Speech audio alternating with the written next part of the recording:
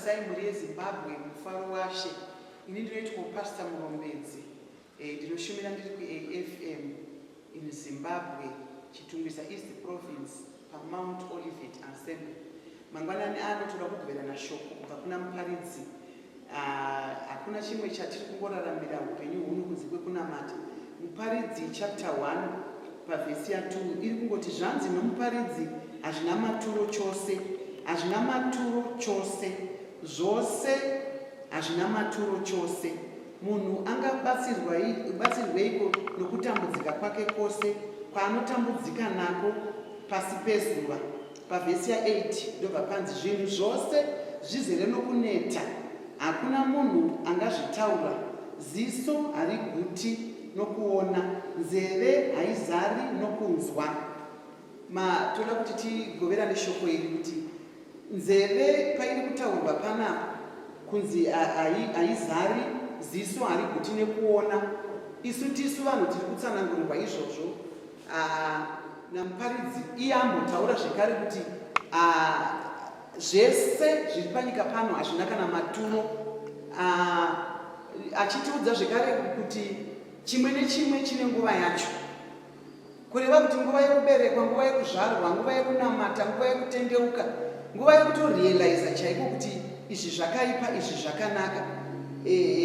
Musoro wangu wenyaya wandiri kunyanya kutsimbirira nawo pazuva ranhasi ndokuti kutya Mwari.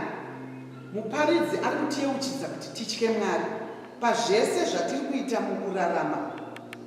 Ari kungotiratidza kuti tinofanira kuti titye Mwari.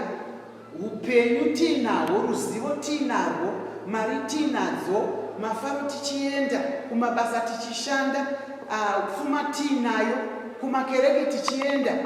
Ari kungotiyeuchidza kuti zvese izvozvo aona kuti hazvina maturo.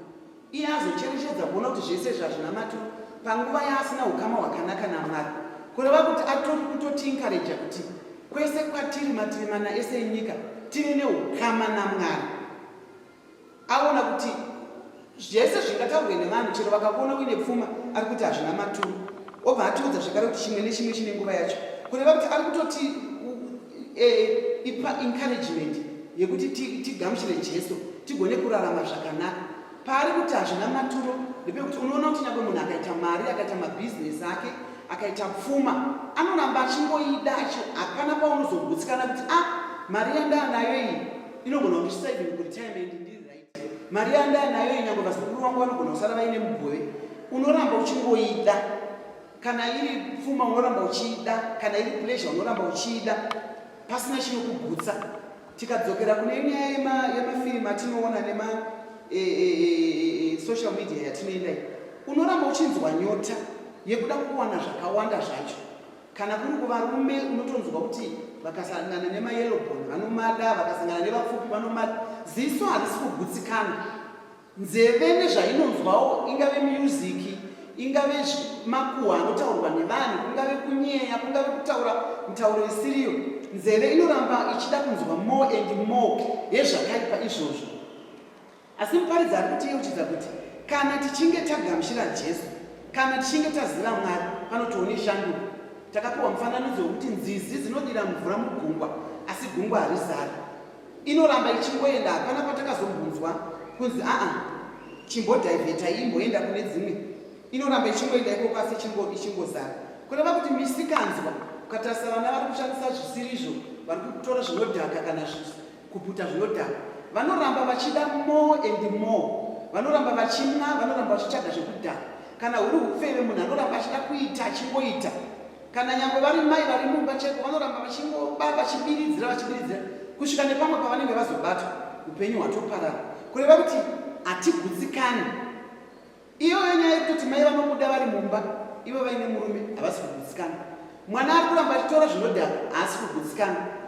Zvoreva kuti muparidzi ari kutiudza kuti zvinhu zvenyika ino, pleasure iri kutaurwa nemabasa ari kutaurwa kuti zvive nematuro, tinofanirwa kugamuchira Jesu. Nekuti ziso rapfekwa naKristu raakugutsikana. Nzeve yazadzwa naKristu yakukwanisa kuzara. Wakutonzwa kuti usimbe hwokuenda kunonzwa makuhwa, kufambira zvakaipa, kutaura zvinhu zvinogodora vamwe. Kumakereke kwatiri kuenda tataura nyaya yereligion. Kumakereke kwatiri kuenda unonyatsonzwa kuti unobva kumba uine nyota yekunosangana naKristu, yekunonzwa shoko rinokuencourage, shoko rinokumisa panzvimbo, shoko risingakutumi kutadza, wotogumira ipapo zvemamwe makuhwa akuitwa aya unenge usingadi kumanzwa nekuti unenge wagamuchira Kristu. Saka tiriko kumakereke ikoko, tiri kudzimba kwedu, tiri kumamisha kwedu, ngativavarirei kugamuchira Kristu kuti iye ave mambo woupenyu hwedu, azadze meso edu, azadze kunyange nenzeve dzedu. Ndo pamuchaona wisdom ichitakura uremu hwayo. Ndo patichaona kuti kana dai iri pleasure tine pekugumira, kana kuri kushanda tinoshanda tichiziva pekugumira, kana iri pfuma nyange tikaita wakutoona kuti handigoni kungounganidza zvese izvi tisingagoni kugovera nawo nevanoshaya, handigoni kuunganidza zvese izvi hanzvadzi yangu ichishayiwa rega indigovera nayo nokuti wapfekwa naKristu. Asi kana usina zvese unongoda kuzviunganidzira, pamwe pacho zvotoora, pamwe pacho zvotosvika pakuzongoraswa nekuti mweya wako unenge wakazara zvimwe zvinhu. Chokwadi ndechekuti kana usina Kristu unenge wakapfekwa naSatani. Saka zvaSatani ndozvo unenge uchikuita pesu. Satani haanete kukushandisa ende haugoni kusvika pakuguma kumuteverera. Ziso hariguti, nzeve haizani nokunzwa. Kana tagamuchira Jesu tatopana nezvose. Ukatarira munhu chero asina kupfeka unomupfekedza, ukanzwa zvaanotaura hauzvinzwi, hazvigare even mauri machona nokuti unenge wakutya Mwari. Saka ine nutshell tiri kungoti kudii? Tiri kuti ngatityei Mwari. Tiri kumakereke ikoko ngatityei Mwari. Tiri kudzimba kwedu zvekare ngatityei Mwari. Kumabasa kwedu ngatityei Mwari. Mumigwagwa chaimo uchipesana nedzimwe mota, iwe uchidhiraivha yako mota, kana uchitya Mwari hauharase vamwe vanhu mumugwagwa. Saka shoko guru riri panapa nderekuti ngatityei Mwari. Tikange tagamuchira mwanakomana waDhavhidhi Jesu Kristu weNazareta, shumba yerudzi rwaJudha, tinogutsikana nezvatinenge tiinazvo, tinokontrolwa neshoko raMwari. Mweya Mutsvene anotibatsira kuita zvakanaka kuti pakupedzesera upenyu hwatiri kurarama hurege kunzi hauna maturo, nokuti pamwe pacho huri kuzoshayiwa value nekuda kwekuti tinenge tisina Kristu. Pakupedzesera misha yedu yatarana, yatachengetedza, yatafamba nayo irege kunzi haina maturo nekuti zvinenge zvisina Mwari. Kuti tisiye nhoroondo yakanaka tinenge tagamuchira Jesu. Muzita raJesu, amen. Saka upenyu kana usina Kristu hauna maturo. Pleasure yatataura iya yakushanda chaiko, pamwe pacho uri basa unogona kurishanda mangwana waenda shombo rese rapera, mwedzi wapera, but chabuda chaicho hapana nekuti zvinenge zvisina Kristu. Pawangoingenja Mwari wako, pawagamuchira Kristu, wakuita basa iroro nekutya, wakuita basa iroro newisdom iri kubva kuna Kristu, woona kuti zvinhu zvako zvinobva zvaendeka. Kumakereke kwatiri kuenda, pamwe pacho makereke ari kuramba kukura, pamwe pacho shoko hatisi kurirarama kana kurigamuchira nekuti tiri kutorarama zvisina maturo tiriko ikoko, nekuti tinenge takaita kucheuka. Asi kana tanyatsogamuchira Jesu, tave naKristu, tichaona kuti zvibereko zvekunamata tinozviwana. Muzita ramambo Jesu, amen. Ngatibvei pakutya vanhu, ngatibvei pakutya system, ngatibvei pakutya zvakatikomberedza, titye Mwari. Kana tangotya Mwari tatova kundi nekufurikidza. Muzita raJesu, amen. Matthew 5:8 inototaura kuti vakachena pamwoyo ndivo vachaona Mwari. Ungano inoyi ndeyekuti tinzwe kutaura kwaMwari. Ungano inoyi ndeyekusimbiswa mukunamata. Saka kana tave nemwoyo yakachena tichaona Mwari uye tichanzwa Mwari. Muzita raJesu, amen. Ukaverenga John 10:27 inototitsanangurira zvakanaka kuti iye Mwari wacho uye Jesu wacho nawo tinofanira kutomuziva inzwi rake. Kana wamugamuchira zvemazvino kwazvo, kutaura kwake unokunzwa, ende iye anototiziva nemazita edu.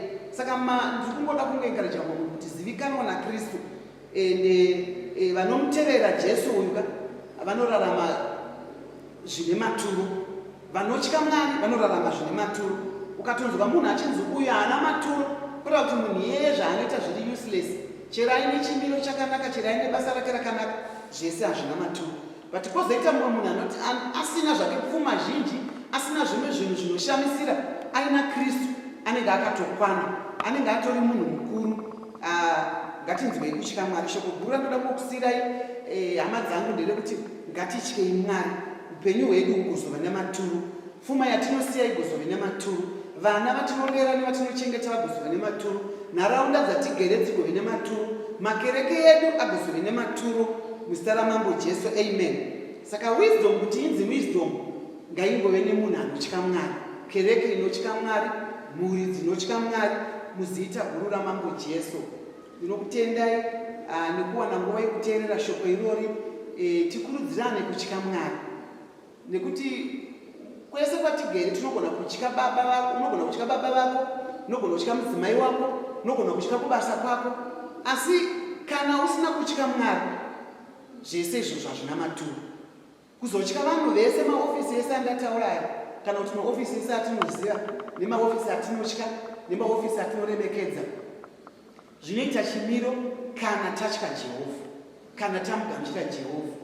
Mwari wokudenga akuitire zvakanaka, akuropafadzei nokuda kweshoko irori, tigone kutya Mwari. Kumakereke tiri kuenda, kudzimba tiri kuita, vana tiri kubereka, asi ngatitye Mwari. Regai ndinamati, tikotamisoso ndinamati. Ndinokutendai Mwari wamasimba ose panguva yamatiwanisai kunzwa shoko renyu rekutya imi Mwari, kuti zvese zvatingaite hazvina kana maturo kana tisingatye imi Mwari. Pfuma, vana, kuungano dzose dzatingaite kana tisina Mwari, tisingatye imi Mwari, zvese hazvina maturo. Ndiri kutenda kuti shoko renyu rine zvaraita pakati pedu, kuti tigone kutya imi Mwari, kuti zvese zvatiri kuita noupenyu hwatinahwo urege kushayiwa maturo, muzita guru ramambo Jesu, amen.